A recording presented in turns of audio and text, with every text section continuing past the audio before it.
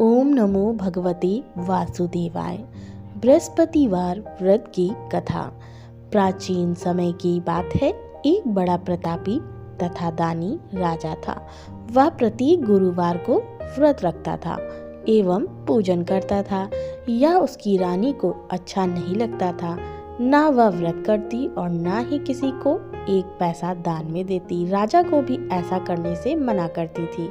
एक समय की बात है, राजा शिकार खेलने वन को चले गए। घर पर रानी और दासी थी। उस समय गुरु बृहस्पति साधु का रूप धारण कर राजा के दरवाजे पर भिक्षा मांगने आए। साधु ने रानी से भिक्षा मांगी तो वह कहने लगी, हे साधु महाराज, मैं इस दान और पुण्य से तंग आ गई हूँ। आप कोई ऐसा उपाय बताएं जिससे यह सारा धन नष्ट हो जाए और मैं आराम से रह सकूं। साधु रूपी बृहस्पति देव ने कहा, हे देवी, तुम बड़ी विचित्र हो। संतान और धन से भी कोई दुखी होता है। अगर तुम्हारे पास धन अधिक है तो इसे शुभ कार्यों में लगाओ जिससे तुम्हारे दोनों लोग सुधरे। परंतु साधु की इन बातों से रानी खुश नहीं हुई। उसने कहा, मुझे ऐसे धन की आवश्यकता नहीं जिसे मैं दान दूं तथा जिसको संभालने में ही मेरा सारा समय नष्ट हो जाए।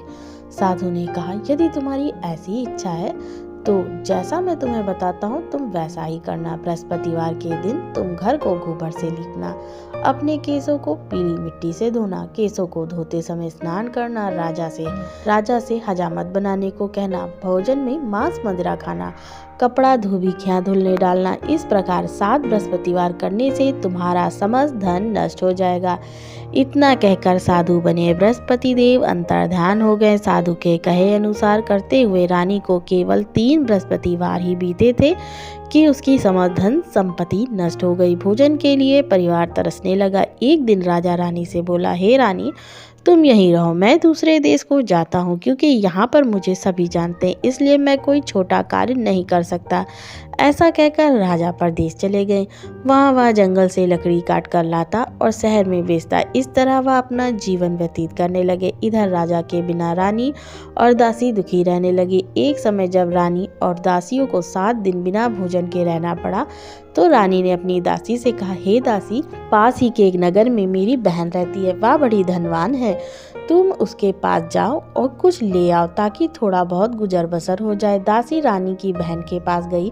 उस दिन बृहस्पतिवार था। रानी की बहन उस समय बृहस्पतिवार की कथा सुन रही थी। दासी ने रानी की बहन को अपनी रानी का संदेश दिया, लेकिन रानी की बहन ने कोई उत्तर नहीं दिया। जब दासी को रानी की बहन से कोई उत्तर नहीं मिला तो वह बहुत दुखी हुई। उससे क्रोध भी आया। दासी ने वापस आकर रानी को सारी बात बता दी। सुनकर रानी ने अपने भाग्य को कोसा। उधर रानी की बहन ने सोचा कि मेरी बहन की दासी आई थी परंतु मैं उससे नहीं बोली।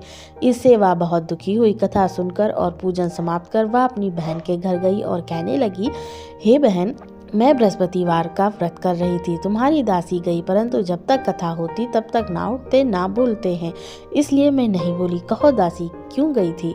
रानी बोली, बहन, हमारे घर अनाज नहीं था। ऐसा कहते कहते रानी की आंखें भर गई। उसने दासियों समेत भूखा रहने की बात भी अपनी बहन को बता दी। रानी की बहन बोली, बहन देखो, बृहस्पति देव भगवान सबकी मनोकामना पूर्ण करते। देखो, शायद तुम्हारे घर में अनाज रखा हो।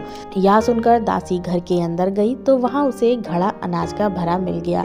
उसे बड़ी हैरानी हुई क्योंकि उसने एक एक बर्तन देख लिया था। उसने बाहर आकर रानी को बताया। दासी रानी से कहने लगी, हे रानी, जब हमको भोजन नहीं मिलता तो हम व्रत ही तो करते, इसलिए क्यों ना इनसे व्रत और कथा की विधि पूछ ली जाए, हम भी व्रत किया करेंगे। दासी के कहने पर रानी ने अपनी बहन से बृहस्पतिवार व्रत के बारे में पूछा। उसकी बहन ने बताया कि बृहस्पतिवार के व्रत में चने की दाल और मुनक्का से विष्णु भगवान का केले की जड़ में पूजन करो तथा दीपक जलाओ, पीला भोजन करो तथा कथा सुनो। इससे गुरु भगवान प्रसन्न होंगे, मनोकामना पूर्ण करते हैं। व्रत और पूजन की विधि बताकर रानी की बहन अपने घर लौट आई। रानी और दासी दोनों ने निश्चय किया कि बृहस्पति भगवान का पूजन जरूर करेंगे। 7 रोज बाद जब बृहस्पतिवार आया तो उन्होंने व्रत रखा। घुड़साल में जाकर चना और गुड़ बीन लाई तथा उसकी दाल से केले की जड़ तथा विष्णु भगवान का पूजन किया। अब पीला भोजन कहाँ से आए, दोनों बड़ी दुखी हुई, परंतु उन्होंने व्रत किया था इसलिए बृहस्पति भगवान प्रसन्न थे। एक साधारण व्यक्ति के रूप में वे 2 थाली में सुंदर पीला भोजन लेकर आए और दासी को देकर बोले, हे दासी,